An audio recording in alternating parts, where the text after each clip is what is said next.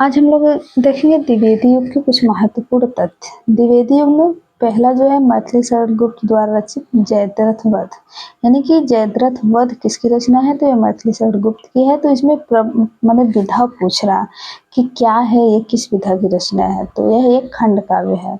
मैथिली शरण गुप्त द्वारा रचित जयद्रथ वध एक खंड काव्य है। किसी महाकाव्य के आंशिक रूप का अनुसरण करने वाले विधा को खंड काव्य कहा जाता है और खंड काव्य कहलाते हैं। मैथिली शरण गुप्त द्वारा रचित जयद्रथ वध में महाभारत के अर्जुन द्वारा जयद्रथ के वध किए जाने की घटना का ही वर्णन किया गया है, अतः यह एक खंड काव्य है।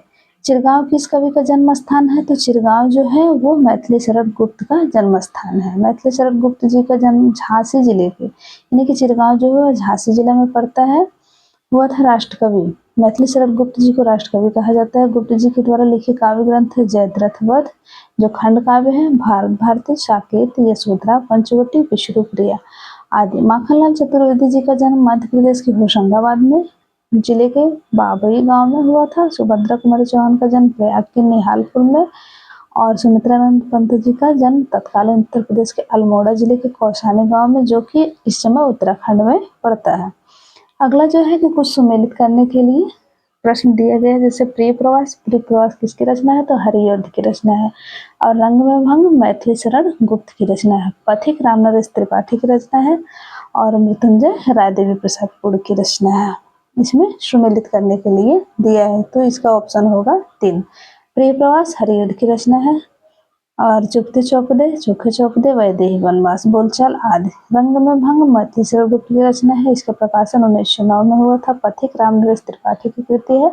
मृत्युंजय रायदेवी प्रसाद पुड़ की रचना है। ज्ञानराज के संचित कोश ही का नाम साहित्य है। यह युक्ति किस साहित्यकार की है, तो यह युक्ति है महावीर प्रसाद द्विवेदी जी की। इसमें एक कोटेशन दिया है, ज्ञान राज के संचित कोश ही का नाम साहित्य है। यह कथन किसका है, तो महावीर प्रसाद द्विवेदी जी का कथन है। हिंदी भाषा भाषियों को देश के अन्य भाषाओं की गरिमा से परिचित कराते हुए महावीर प्रसाद द्विवेदी ने कहा था, ज्ञान राज के संचित कोश का ही नाम साहित्य है।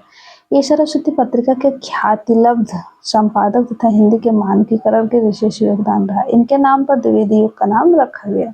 पूछ लिया जाता है कि द्विवेदी युग जो है किसके नाम पर पड़ा, तो महावीर प्रसाद द्विवेदी जी के नाम पे पड़ा।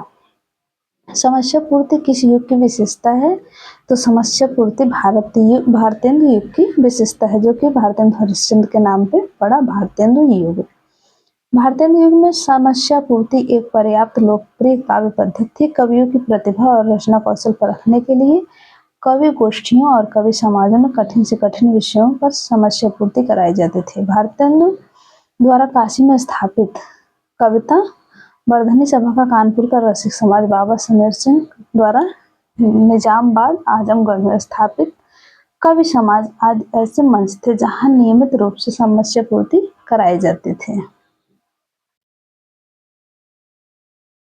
तो इसमें ज्ञान राज के संचित कोश ही का नाम, कुछ ये कोटेशन किसका है, तो महावीर प्रसाद द्विवेदी जी का है। और रंग में भंग एक किसकी रचना है, मैथिली शरण गुप्त की। इसका प्रकाशन कब हुआ था, 1909 में।